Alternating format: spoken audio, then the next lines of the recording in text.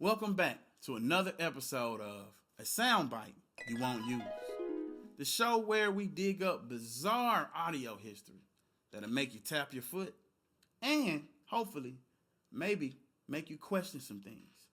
I'm your host YL, and today we're strapping on our blue suede shoes and we're diving into the origins of rock and roll. Because, spoiler alert, it's like a family tree, but with some missing branches. Let's start off talking about the birth of rock and roll and the controversy behind who really coined the term and who truly invented the genre itself. So, dating back to the early 1950s in Cleveland, Ohio, DJ Alan Freed, a name that might not ring a bell to everyone, but he was the first person to popularize the phrase rock and roll. He did it on his radio show. But Freed wasn't just a DJ. He was more like a bridge. He didn't invent rock and roll, but he was the guy who gave it a name. Kind of like when your uncle calls a casserole a hot dish and suddenly everyone's obsessed. He spun what he called race music, aka rhythm and blues. And boom, the term rock and roll was born. But here's the thing. While Freed was shouting about rock and roll, black artists were actually the ones originally laying down the tracks. Think about Chuck Berry. He had more riffs than a stand-up comedian at a comedy club. Or Little Richard. Let's be honest. Little Richard could outshine a disco ball with just a wink of an eye. And let's not forget about Sister Rosetta Tharpe, a gospel singer who was shredding on that electric guitar like it was nobody's business. And this was way before it was even cool.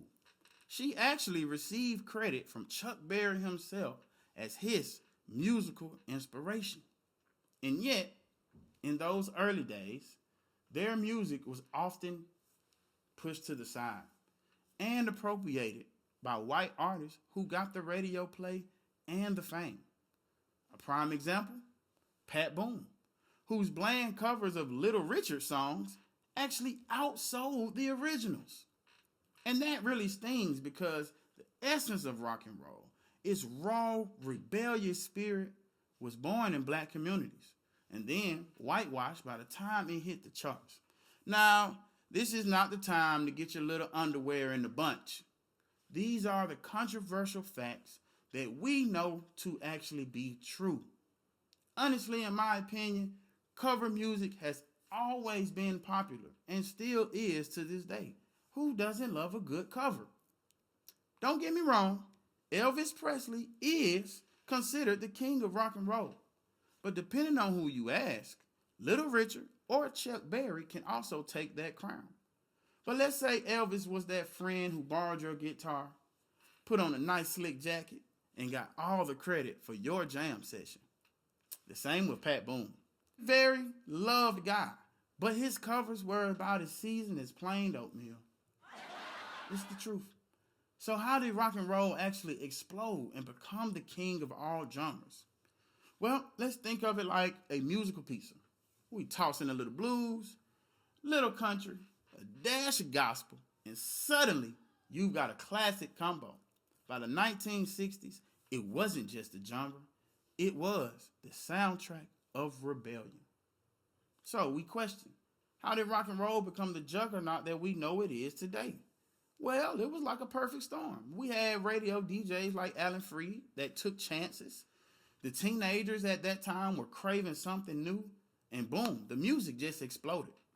But if you listen closely, you'll hear that the heartbeat of rock and roll came from the artists who never got the credit they deserved.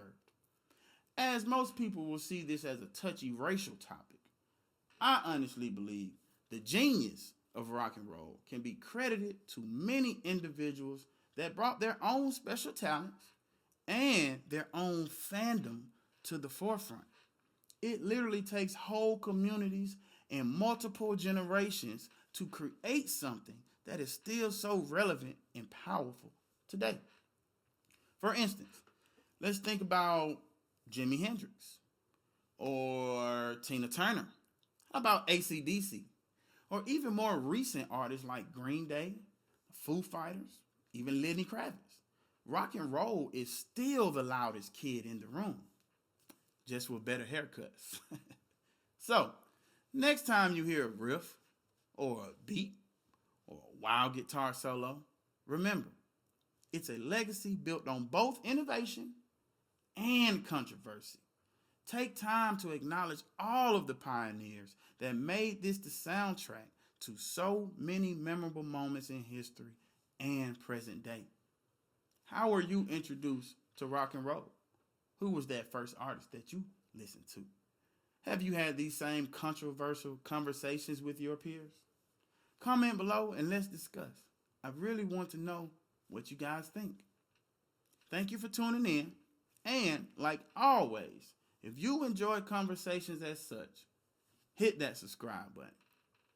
Matter of fact, share this with a friend because everyone loves the fact that they didn't know they needed.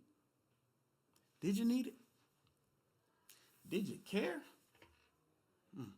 It doesn't matter because it's still a fact that you probably didn't know was there. Until next time, keep listening, keep questioning, and stay ready for another episode of A Soundbite You Won't Use.